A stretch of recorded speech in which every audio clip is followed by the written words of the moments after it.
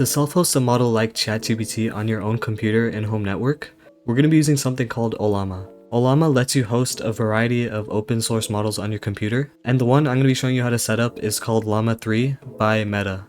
And all this will be running on your computer, so you don't need to worry about privacy.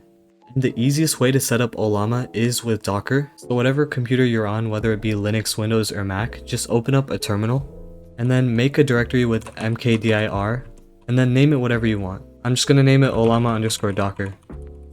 Now to go inside of that directory, you'll do cd to change directory into Ollama_Docker.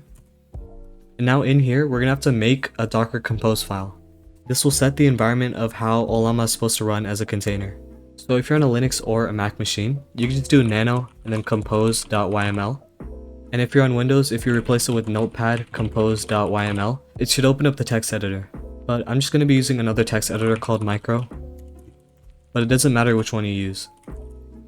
Now in here, you're going to have to copy the configuration that I left in the description.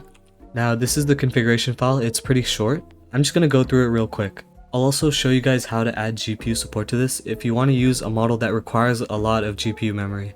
So this entire part is for the Ollama configuration, but over here we've also set up openwebui, which lets you have a web interface to chat with any of the models that you download.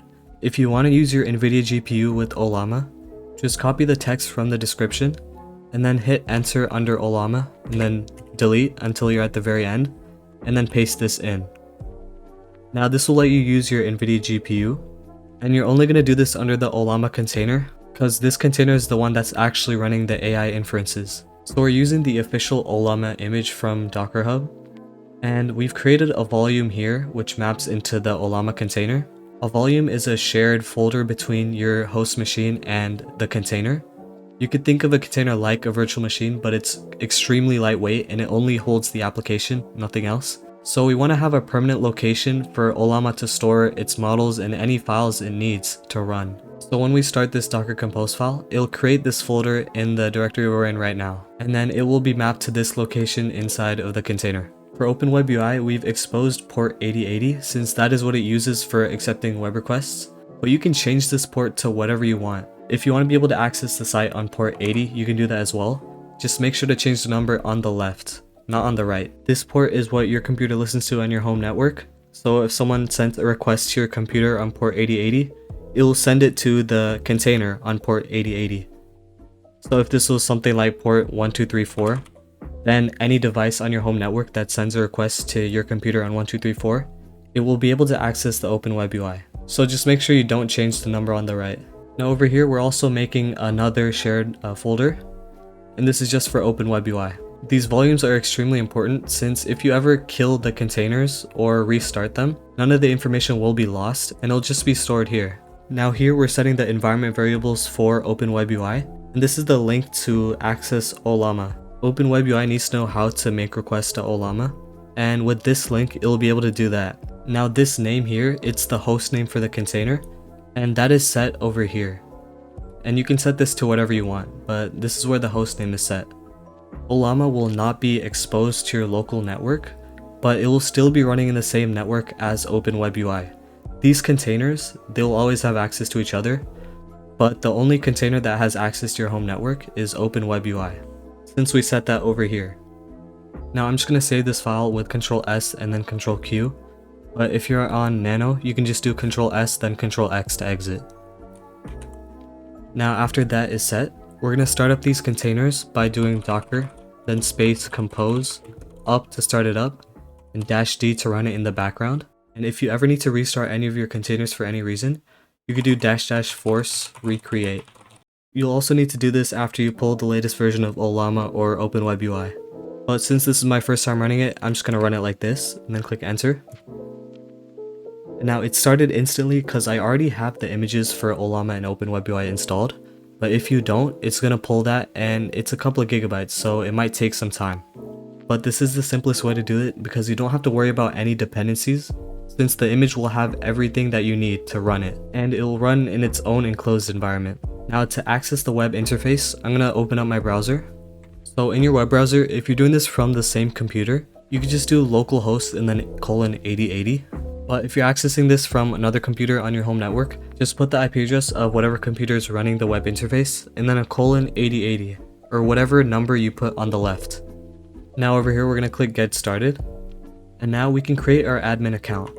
And then this information, it's not going to leave your device, so it doesn't matter what you put. I'll just put a random password, and then create admin account.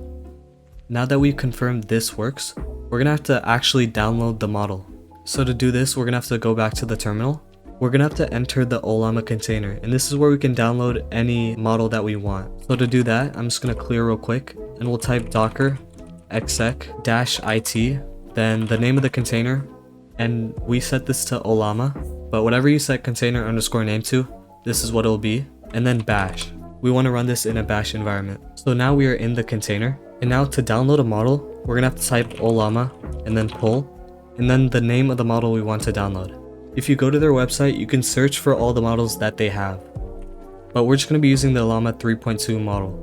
There is a Llama 3.2 vision model which lets you chat with images, so you'll be able to see what's inside of your images, but you will need a lot of memory for that, so just keep that in mind.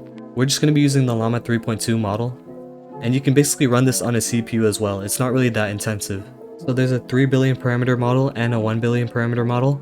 The larger one will require more resources to use, so you can try both and see which one works for you. I'm just going to download the 1 billion parameter model just for testing.